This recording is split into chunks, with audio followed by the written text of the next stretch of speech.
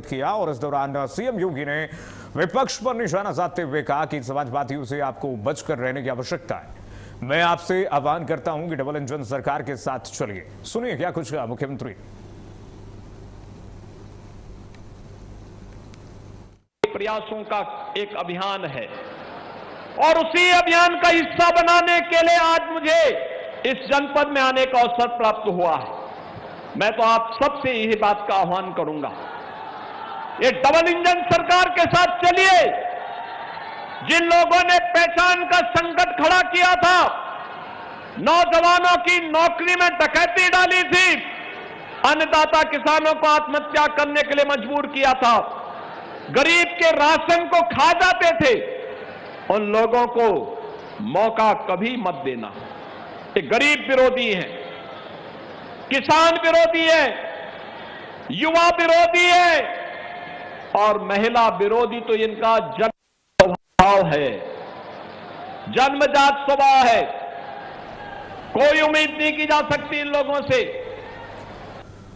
और बढ़ते हैं आगे, यूपी के रायबरेली से बड़ी खबर आ गई है। रायबरेली में वित्तहीन विद्यालयों के शिक्षकों ने अपनी प्रमुख मांग को लेकर के आवाज बुलंद की है। यूपी स्कूल्स फेडरेशन ने मुख्यमंत्री के नाम जिलाधिकारी को ज्ञापन सौंप करके मांग की है कि मुख्यमंत्री शिक्षक कैशलेस चिकित्सा योजना का लाभ केवल सरकारी शिक्षकों तक सीमित न रखा जाए।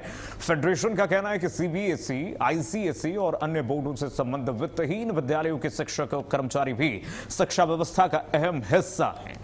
ऐसे में उन्हें भी समान स्वास्थ्य सुरक्षा का अधिकार मिलना चाहिए। संगठन ने सरकार से सभी पात्र शिक्षकों को इस योजना के दायरे में शामिल करने की मांग की है। तो रायबरेली में सभी शिक्षकों ने स्वास्थ्य सुरक्षा को लेकर के ज्ञापन सौंपा है जिलाधिकारी को। दी जा रही है इलाज की, लेकिन जो प्राइवेट स्कूल हैं, जो हमारे टीचर्स हैं, उनको वो सुविधा नहीं दी जा रही। जबकि देखा जाए तो जब उनको जरूरत होती है वोट लेने की, तो वोट लेने का अधिकार प्राइवेट टीचर को है। हम एमएलसी का जब चुनाव होता है तो हम भी वोट देते हैं, लेकिन जब कोई सुविधा मिलती है तो केवल सरकारी शिक्षकों को मिलती है और प्राइवेट के लोगों को नहीं मिलती है। मांग क्या है? मांग हमारी यही है कि हमारे जो टीचर्स हैं, जो सुविधा गवर्नमेंट टीचर को दी जा रही है वो हमें भी दी जाए, हमारे प्राइवेट स्टूडेंट टीचर्स को भी दिया जाए।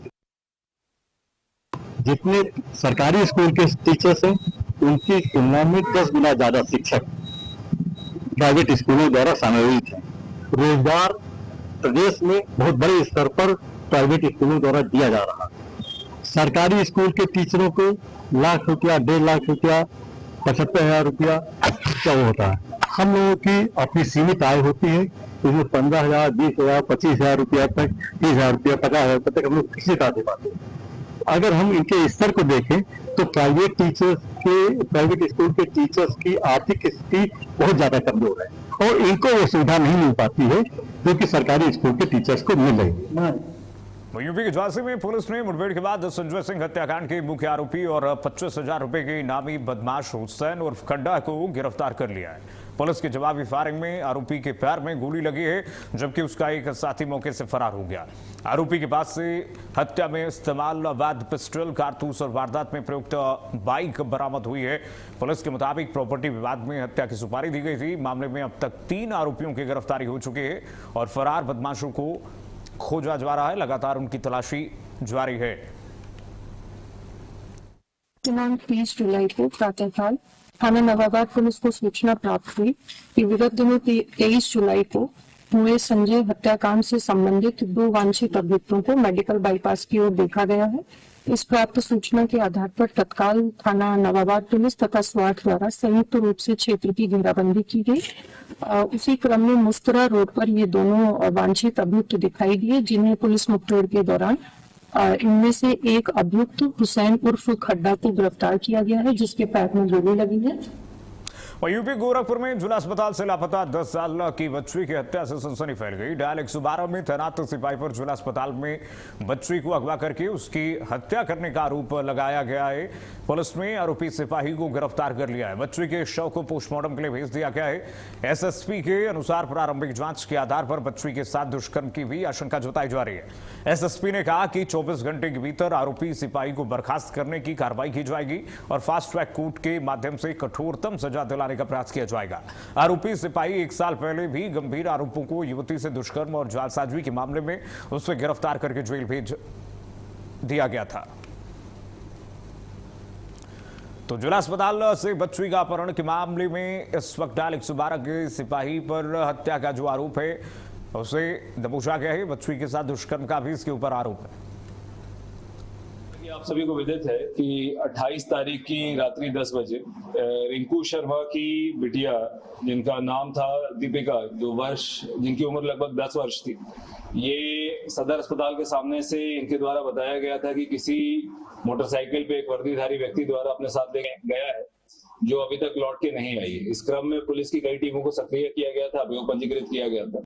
अभिषेक यादव को पुलिस द्वारा गिरफ्त में लेके इसे सघनता से पूछताछ की जा रही थी और साथ ही हम लोगों के द्वारा मोटरसाइकिल को सीसीटीवी में बैक ट्रेस और फ्रंट ट्रेसिंग किया जा रहा था। इस क्रम में बालिका की बॉडी आज हमें चिवटाहा पुल के पास से बरामद हुई और इसमें पोस्टमार्टम हेतु बॉडी को भिजवाया गया है। यूपी के अमरोहा जनपद के रहरा थाना क्षेत्र के गांव पौरारा में एक महिला का पंखे से फांसी लगा करके आत्महत्या से परिवार में कोहराम मच गया। मृतका की पहचान लगभग 35 वर्षीय कंचन त्यागी के रूप में हुई है। बताते चले आपको कि महिला अपने पति के साथ पिछले 1 वर्ष से गाजियाबाद के लूनी में रह रही थी।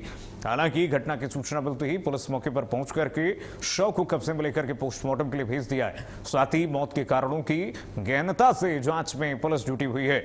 यूपी के अमरोहा में इस मामले में पुलिस जांच में जुटी हुई है। पुलिस ने शव को पोस्टमार्टम के लिए भेज दिया। फिलहाल मौत के कारणों की जांच शुरू कर दी गई है।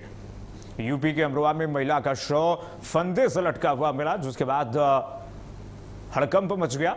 ग्रामीणों में सनसनी का माहौल है। अमरोहा में मौत से सनसनी फैली हुई है।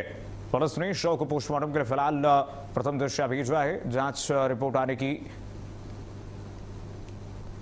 आगे बढ़ेंगे। यूपी के मेरठ में दिनदाड़े 11वीं की छात्रा के लापता होने से इलाके में हड़कंप मच गया। छात्रा स्कूल जाने के लिए घर से निकली हुई थी, लेकिन रास्ते में उसकी साइकिल और स्कूल बैग लावारिस हालत में मिलने के बाद अपहरण की आशंका जताई गई। सूचना मिलते ही पुलिस ने ग्रामीणों के साथ बड़े स्तर पर सर्च अभियान चलाया और खेतों में ड्रोन की मदद से तलाश शुरू की। कुछ देर बाद छात्रा गांव के बाहर खेतों में सुरक्षित मिली। पुलिस ने छात्रा को परिजनों के सुपुर्द कर दिया। अब पूरे मामले की जांच की जा रही है और ये अपहरण का प्रयास था या इसके पीछे कोई और कारण था, इस मामले में जांच की जा रही है। सुबह सूचना जब मिली थी पुलिस को, थाना प्रतापपुर पुलिस के इस क्षेत्र में मोहिदपुर से जब आगे हम आते हैं तो यहाँ पे एक गन्ने के खेत है वगैरह, तो इसी गांव की जो बच्ची थी उसको किसी युवक के द्वारा अंदर ले जाने की बात आई थी सामने। तो तुरंत इसमें करते हुए खासकर ग्रामीणों का भी बहुत सारा आभार। गांव वाले लोगों ने तुरंत जिम्मेदारी अपनी समझ के, गांव की बेटी अपनी बेटी, सारे लोग यहाँ पे इकट्ठा हुए। उन्होंने पुलिस प्रशासन का सहयोग किया। सब लोग आजू बाजू के जितने भी ईद का जंगल है उसमें ढूंढा और बच्ची अभी सकुशल बरामद हुई है। बच्ची को अभी हमने थाने के लिए भेजा है और इसमें जो भी तथ्य सामने आएंगे हम आपको इसमें अवगत कराएंगे। और बढ़ेगा कि यूपी के झांसी में तेज रफ्तार का कहर देखने को मिला है। टूडी फतेहपुर क्षेत्र में 2 बाइकों की आमने सामने जोरदार टक्कर में 3 युवक गंभीर रूप से घायल बताए जा रहे हैं। हादसे के बाद मौके पर अफरा तफरी मच गई और स्थानीय लोगों की मदद से घायलों को तत्काल महारानी लक्ष्मीबाई मेडिकल कॉलेज भेजा गया, जहां उनका इलाज जारी है। बताया जा रहा है कि हादसा नगर पंचायत बोर्ड के पास हुआ। स्थानीय लोगों का कहना है कि सड़क निर्माण में लगे भारी वाहनों के सड़क किनारे खड़े रहने और सावन के चलते बड़ी भीड़ की वजह से इस मार्ग पर दुर्घटनाओं का खतरा बना हुआ है लगातार।